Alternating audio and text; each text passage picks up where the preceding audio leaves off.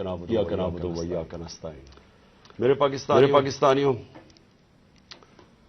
ہمیں رات کو دیر کر کے علی بلال، جس کو پیار سے ضلع شاہ کہتے تھے، ضلع شاہ، اس کی ہمیں پوسٹ مارٹم رپورٹ ملی ہے۔ میں یہ شروع کرنا چاہتا ہوں آپ سے، آپ سب کے سامنے یہ جو میں آپ سے بات چیت کر رہا ہوں، کہ جو پوسٹ مارٹم رپورٹ کے اندر جو چیزیں آئی ہیں، ڈاکٹر صاحبہ کا یہ شعبہ ہے، تو یہ پوسٹ مارٹم رپورٹ سے پہلے تو آپ کو یہ بتائیں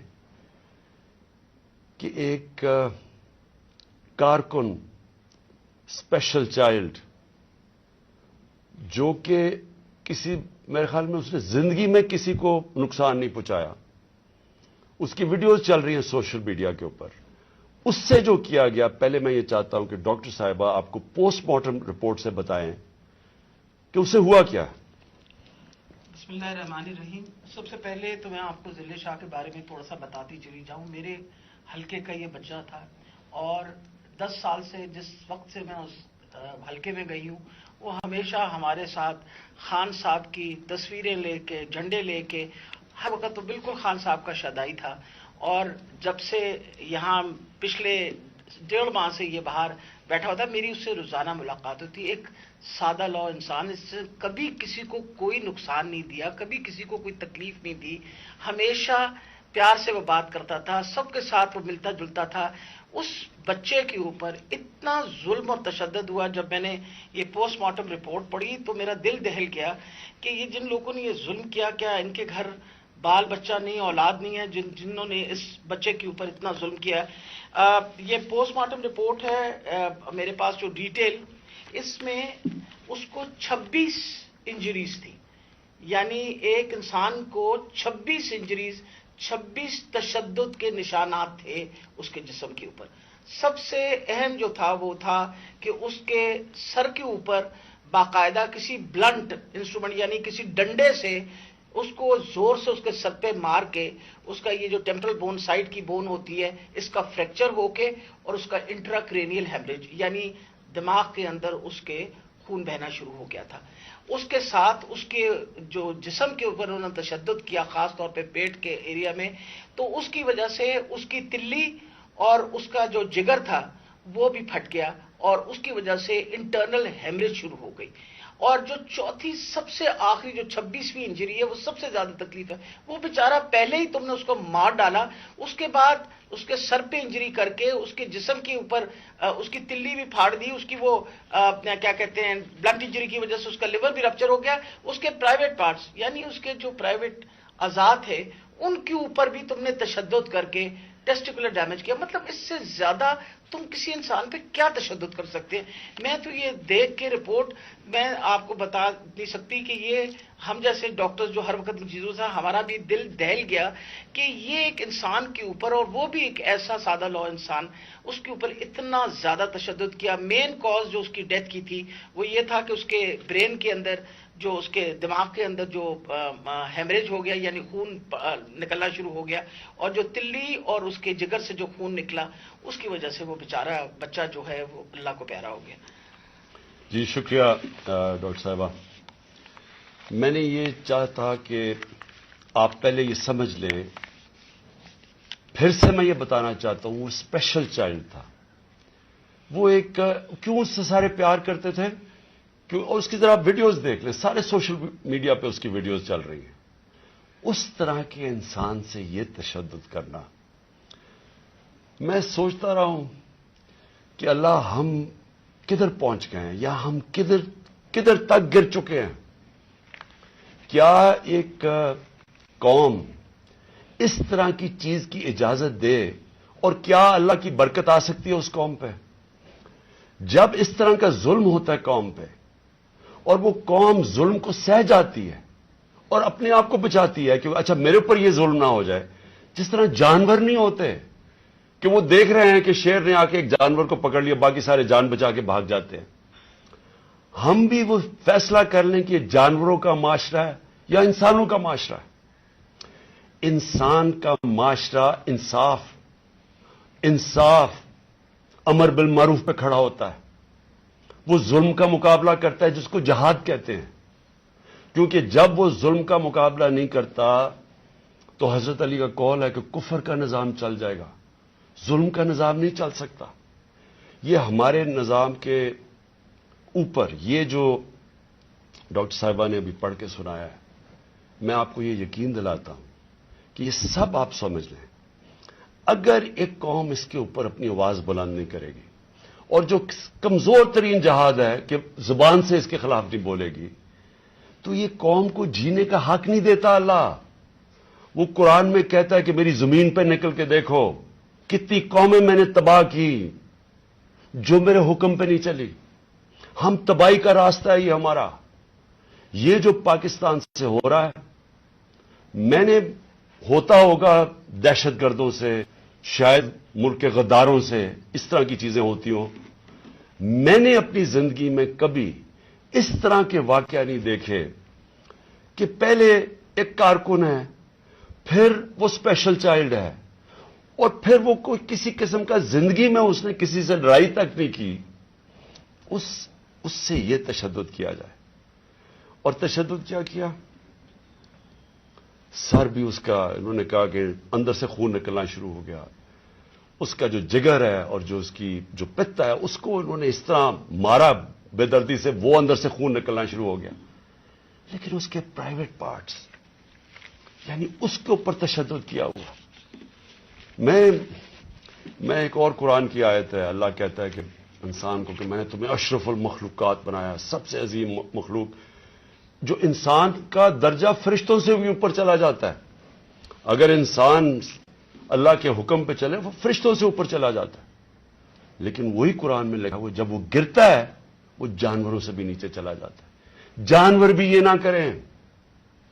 اور یہ جو ہمارے اوپر، جب سے میں یہ دیکھا ہے، ایک آدمی جب سے آیا ہے اس کو ایک پوزیشن پہ لگایا ہے، میں نام نہیں لیتا کیونکہ پھر سینسر ہو جائے گا، اس کو بھی پتا ہے، قوم کو بھی پتا ہے وہ کون ہے، جو اس نے ظلم کرنا شروع کیا سیاسی کارکنوں پہ۔ ایکسپرٹیز تھی اس کی کاؤنٹر ٹیررزم، دہشت گردوں سے کچھ کرتا تھا، لیکن میں سوچتا ہوں کہ وہ دہشت گردوں سے بھی یہ جو کرتا ہوگا یا جن کے اوپر شک ہوگا کرتا ہوگا، تو وہ کتنی نفرت پھیلی ہوگی ان علاقوں کے اندر۔ تو یہ جب سے وہ آیا، پہلے ہم نے شہباز گل کا، پہلے ہم مانے ہی نہ کہ شہباز گل سے یہ ہوا، وہ شہباز گل ابھی تک ٹھیک نہیں ہوا، جو انہوں نے اس کے اوپر تشدد کیا ہے۔ ایک یونیورسٹی پروفیسر پاکستان آتا ہے، چھوڑ کے ملک کے لیے ایک خواب دیکھ کے آتا ہے، اس کو جو انہوں نے ننگا کر کے جو اس کے اوپر تشدد کیا وہ ابھی تک ٹھیک نہیں ہے۔ کون سا وہ دہشت گرد تھا؟ پھر اعظم سواتی سے جو کیا انہوں نے، یعنی ہم اگر قوم یہ چیزیں بھول جائیں گی، ایک دن آپ کا بھی وقت آ جائے گا۔ ایک سینیٹر 75 سال کا آدمی، اس کو صرف ایک ٹویٹ کرنے پہ اوپر کے باجوہ صاحب شکریہ این آر او 2 کا، کون سے دنیا کے ملک کے اندر یہ جرم ہے کہ شکریہ باجوہ صاحب این آر او 2 کا؟ لیکن وہ کوئی سپر کنگ، کوئی فرعون کہ کسی کی جرت پڑ گئی، رات کو اس کو مارا، پوتیوں کے سامنے اس کو 3 بجے آ کے گھر میں تشدد کیا، پھر اس کو اٹھا کے لے کے گئے اور نامعلوم افراد کے حوالے کیا جنہوں نے ننگا کر کے اس کے اوپر تشدد کیا، اور جب اس کو مار رہے تھے تو سنا رہے تھے اس کی چیخوں کی آوازیں، اور اس میں بتا رہے تھے اس کو کہ بتاؤ یہ عمران خان سے کیا جائے گا۔ یہ ان لوگوں سے پالا پڑا ہوا اس قوم کو۔ اس کے بعد ارشد شریف سے وہ سب کو پتا ہے کیا ہوا، کیا ارشد شریف کا قصور تھا۔ ساری قوم جانتی ہے کہ وہ رائے حق کا آدمی تھا، کوئی اس کا ضمیر کی قیمت نہیں تھی، کوئی اس کو خرید نہیں سکتا تھا، ڈرا نہیں سکتا تھا۔ اس جیسے جرنلسٹ سے، صحافی سے انہوں نے کیا، اور پھر سوشل میڈیا کے بچوں سے۔ میں نے آپ کو بتایا ماں باپ کا مجھے آیا کہ ہمارا بیٹا ابھی تک ٹھیک نہیں ہوا، کوئی ٹویٹ کرنے پہ اس کو اٹھا کے لے گئے، 2 دن اس کو رکھ کے یہی ننگا کر کے مارا۔ وہ کہتے ابھی تک وہ ذہنی طور پہ ٹھیک نہیں ہوا۔ کتنے سوشل میڈیا کے بچوں نے مجھے یہ بتایا کہ انہوں نے ٹویٹس کے اوپر اٹھا کے لے گئے ان کو۔ دہشت کہ کیسے کسی طرح ہم ان کو بھیڑ بکریوں کی طرح بنا دیں، خوف اتنا پھیلا دیں کہ ان کو غلام بنا دیں، اور پھر صحافیوں کے اوپر ان کو ذلیل کرنا، ان کو یعنی عمران ریاض کو پکڑ کے اس کو جیل میں 4 چھوٹے سے کمرے میں بند کر دیا، گندے سے کمرے میں، اس کو سمیع ابراہیم جیسے صحافی کو اس کو جا کے ذلیل کرنے کو، ایاز امیر دانشور اس سے جو کیا ہے، جمیل فاروقی کو اٹھا کے وہ بتا رہا ہے ننگا کر کے، اس کو ننگا کرنے کا شوق ہے، سائیکوپیتھ ہے. میں آپ کو بتا رہا ہوں نارمل آدمی اس طرح نہیں کرتے. یہ کوئی پرابلم ہے، کوئی ذہن کے اندر ذہنی مریض ہے جو اس طرح کا تشدد کر سکتا ہے. اور یہ جو ہوا ہے، اب یہ ذرا کہانی سنیں تھا کیا. الیکشن اناؤنس ہے 30 اپریل کو. میں بار بار کہہ رہا ہوں کہ جب الیکشن اناؤنس ہو گیا تو ایک پارٹی نے اپنی لانچ کرنی تھی کیمپین. آگے دن تھوڑے سے ہیں، روٹ اپروو ہوتا ہے، ڈاکٹر صاحبوں کو پتا ہے، ان کسے طے ہوتا ہے، اچھا اس روٹ پہ جانا ہے. ان کو کہتے ہیں جی تھوڑا سا آپ کو دہشت گردی کا خطرہ ہے، آپ کو دھیان رکھنا پڑے گا، تو دھیان رکھیں. حماد اظہر سے روٹ اپروو ہوتی ہے کہ یہ روٹ ہے، آپ کو فکر نہ کریں، اس روٹ پہ آپ نکل جائیں. سب کچھ طے ہو گیا. لوگوں کو بلا لیا، ریلیز آ رہی ہیں، جناب ہم نے اپنی لانچ کرنی ہے کیمپین. ایک دم صبح نہ پتا نہ کچھ ہوا، ایک دم پولیس پہنچ گئی، ناکے لگ گئے. پھر یہ نہیں انہوں نے کیا، ڈاکٹر صاحب یہ گواہ ہیں، یہ تو اپنی طرف سے آ رہے تھے ایک ریلی لے کے، آگے ناکا نہ انہوں چپ کر کے کھڑے ہیں وہاں. ان کے اوپر واٹر کینن شروع ہو گئی، پھر آگے گاڑیاں توڑنی شروع ہو گئے، ان کے اوپر چارج کر دیا، لوگوں کو مارنا پیٹنا شروع کر دیا. ساری ویڈیوز ہیں، گاڑیاں توڑ رہے ہیں آگے. اور پورا پلان بنا ہوا تھا کہ اس دن انہوں نے اور لاشیں گرانی تھی. ہماری یہ آرڈر کر رہے ہیں ان کے لوگ کہ مارو ان کو یہ کرو، لاشیں گراؤ، کوئی فکر نہیں پڑتا. کیونکہ پلان کچھ اور تھا. پلان یہ تھا کہ الیکشن سے نکلنا، اور دوسرا عمران خان کے اوپر یہ ڈالنا، یہ اور یہ ڈال دیا بیچارے. ضلع شاہ کا کیس 302 میرے اوپر قتل کا کیس ڈال دیا کہ میں نے اس کو قتل کیا. یعنی اگر ان بیوقوفوں میں عقل ہو، ایک تو عقل کی بڑی کمی ہے اس وقت، پتہ نہیں کون ان کو ایڈوائز کر رہا ہے. آپ مارتے ہیں، ساری قوم دیکھ رہی ہو، پھر میں اپنے اور قتل کسے کروں گا؟ ضلع شاہ کو. یعنی جس طرح میں نے بڑے زندگی میں قتل کیے ہیں، اور جس طرح 26 سال میں ہم نے بڑے کئی لوگوں کو قتل کروایا، ساری ہماری پرامن رہی ہیں. اور ڈاکٹر صاحب گواہ ہیں، ان کی گاڑی پھر توڑی گئی، وہاں بیٹھے ہوئے ان کے اوپر اٹیک کر دیا. تو ان کا پلان تھا ایک لوگوں کو مارنا، الیکشن سے نکلنا، تصادم کرنا، اور دوسرا اس دن پورا پلان بنا تو اٹھا کے مجھے بلوچستان لے کے جانا تھا. یہ پلان تھا. اب میں اپنی قوم کے سامنے 2-3 چیزیں رکھنا چاہتا ہوں. دیکھیں، اس وقت بدترین قسم کا مارشل لا سے بھی بری سختی آئی ہوئی ہے ہمارے اوپر تو آئی ہوئی ہے. وہ دوسرے جو مرضی کرتے پھریں، پولیس اسکورٹ ان کے ٹیکس پیئر کے پیسے پہ وہ اپنی کیمپین کر رہی ہے، کوئی پوچھنے والا نہیں ہے، بلکہ پوری مدد کی جا رہی ہے. وہ اور بات ہے کہ لوگ نہیں آ رہے، لیکن ان کی پوری مدد. اور یہاں الیکشن شیڈیول کے بعد بھی کیمپین کے اوپر پابندیاں، ہمارے لوگوں کے اوپر کیسز. کتنے لوگ ابھی جیل میں ہیں، کتنے لوگوں کے، میرے اوپر اب 80 تقریباً کیس ہو گئے ہیں. کوشش ہے کہ کسی طرح ہم کیمپین سے نکل جائیں، اور ساری کوشش یہ ہے کہ اتنا خوف پھیلا دیا جائے کہ کسی طرح ان چوروں کو پھر سے جتا دیا جائے.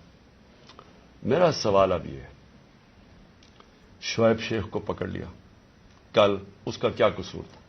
بول کا کیا قصور ہے؟ قصور یہ ہے کہ وہ ہمیں کوریج دیتا ہے. قصور یہ ہے کہ وہ جو کنٹرول چینلز ان کے ہاتھ میں ہیں، جن کو پیسہ بھی چل رہا ہے اور جن کو کنٹرول کیا ہوا ہے، ان میں سے بلیک آؤٹ ہو گیا. تو جو 1-2 چینلز ہمیں دکھاتی ہیں، 3-4 چینلز، ان کو تو کسی طرح بند کیا جائے. اس کا قصور یہ تھا، اور میں اس کو آج خراج تحسین پیش کرتا ہوں. اس نے مجھے بتایا کتنے کیسز اس کے اوپر کر رہے ہیں، کتنا پریشر ڈال رہے ہیں کہ کسی طرح عمران خان کی کوریج ختم کرو. اور اس کو کل پکڑ کے جیل میں ڈال دیا. ARY کو کل بند کر دیا. بند کس چیز کے اوپر کرا ابھی تک یہ بھی نہیں ہمیں پتا بند کس پہ کیا ہے. بس عمران خان کی کوریج نہیں دے رہی. پیمرا کا کل ان کو عدالت نے کہا کہ پیمرا کو کہ میرے اوپر سے بین اٹھاؤ. کل ٹیلی فون کر کے لائیو تقریر انہوں نے کرنے نہیں دی. اور یہ الیکشن کا چند مہینے، ہفتے رہ گئے ہیں. الیکشن کے مہینے میں ان کو ٹیلی فون کر کر کے میری تقریر نہیں کرنے دی. اب یہ کون اتنا طاقتور ہے کہ ہائی کورٹ کے فیصلے کے باوجود وہ حکم کرتا ہے کہ جناب عمران خان کو نہیں دکھانا, اور وہ نہیں دکھاتے؟ کون اتنا طاقتور؟ پھر ایک اور ڈرامہ ہو رہا ہے. ضلع شاہ کے باپ کو پہنچ گئے ہیں سارے, یہ پولیس پہنچ گئی ہے اس کے گھر, پتہ نہیں اسے کیا ہو رہا ہے. زور یہ لگایا جا رہا ہے کہ کسی طرح کیس پیچھے ہٹے. جب سب کو ضلع شاہ کے والد نے بتایا کہ کل کیا ہوا ہے, آئی وٹنسز ہے, انہوں نے دیکھا اس کو اس پولیس وین کے اندر, جو پریزن وین تھی وہ دیکھا سب نے, ان آئی وٹنسز کی سٹیٹمنٹ ہے کہ ہوا کیا, گواہ بیٹھے ہیں. اس کے باوجود کوشش کی جا رہی ہے کہ جی ایکسیڈنٹ ہو گیا یا کوئی اور وجہ بتا دے اس کے مرنے کی. اوپر سے 302 کا مطلب کہ میرے اوپر ڈال دیا کیس. یہ کون کر رہا ہے؟ یہ کور اپ کون کر رہا ہے؟ کس کے پاس اتنی طاقت ہے کہ یہ کور اپ کرنے کی کوشش کر رہا ہے؟ ہم جب پولیس والوں سے اندر سے پیغام آ رہے, جی ہاں ہم نے نہیں کیا, یہ کوئی نامعلوم افراد لے گئے تھے.